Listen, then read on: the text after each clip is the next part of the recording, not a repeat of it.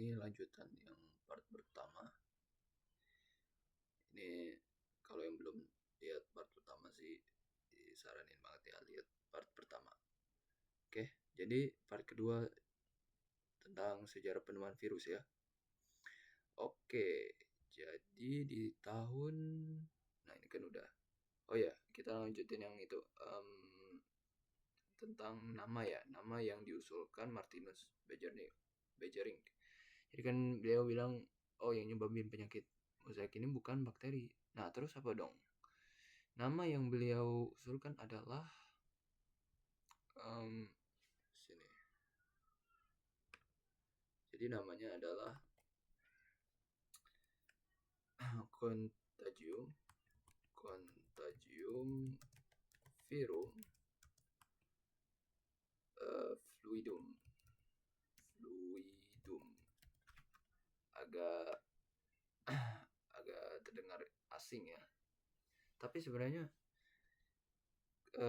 Contagium ini dari kata contagious ya. Contagious yang berarti contagious ini bahasa Inggrisnya sih. Contagious yang berarti contagious benar kayak gini, contagious ya. Berarti gampang menular atau gampang menular. Oke. Dan virum ini berarti ya racun, virum racun atau virus ya, virus. Dan fluidum ini ya kalau dari kata fluid berarti cairan sih. Oke. Jadi Martinus Beijering ini bilang kalau yang nyebabin ini adalah ini Contagium Verum Fluidum, oke? Berupa cairan yang beracun dan gampang menular gitu. Oke. Sip. Nah, ini tuh udah hampir mirip ke konsep virus yang kita kenal hari ini gitu. Jadi karena itulah Martinus Beijering ini disebut-sebut sebagai atau diberi nama Bapak ilmu virologi. Virologi itu tentang ya virus lah gitu.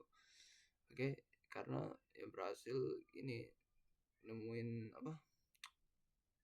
Berhipotesis ini. Oke. Nah, oke, jadi beberapa ini jauh sih. Beberapa dekade kemudian udah jauh banget ya. Jadi tahun 1935 jauh ya. Jadi di tahun ini itu ada orang namanya ilmuwan namanya Winter. Jadi di tahun ini itu 1935 seorang ilmuwan bernama Wednell Stanley.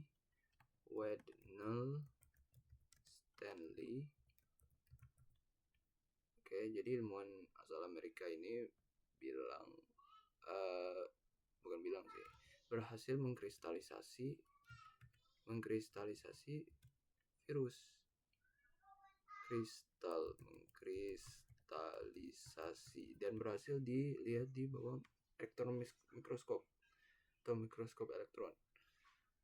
Nah, mikroskop elektron ini sebenarnya udah ditemuin di ya 1924 ya, mikroskop elektron 1924. Nah, jadi udah ditemuin ya dan udah berhasil dikristalisasi dan udah didapetin gambaran virus.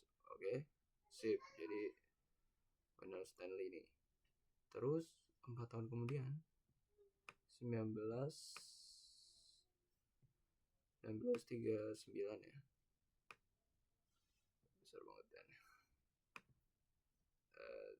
1939 ada tiga orang yang bersama-sama melihat virus di bawah mikroskop elektron dan mereka ini berhasil apa ya, memotret atau menggambarkan virusnya secara lebih detail lagi.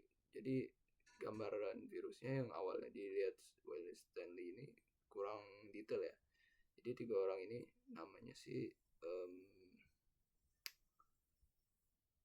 pertama namanya yang pertama Gustav Gustav Gustav.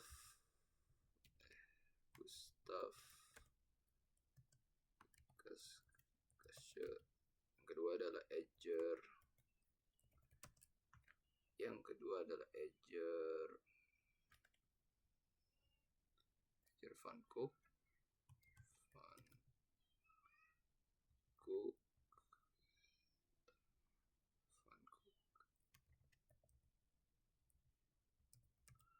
Dan yang terakhir adalah Helmut Roska. Nah, 3 orang ini berhasil mendapatkan gambaran virus yang lebih detail dengan menggunakan mikroskop elektron. Oke.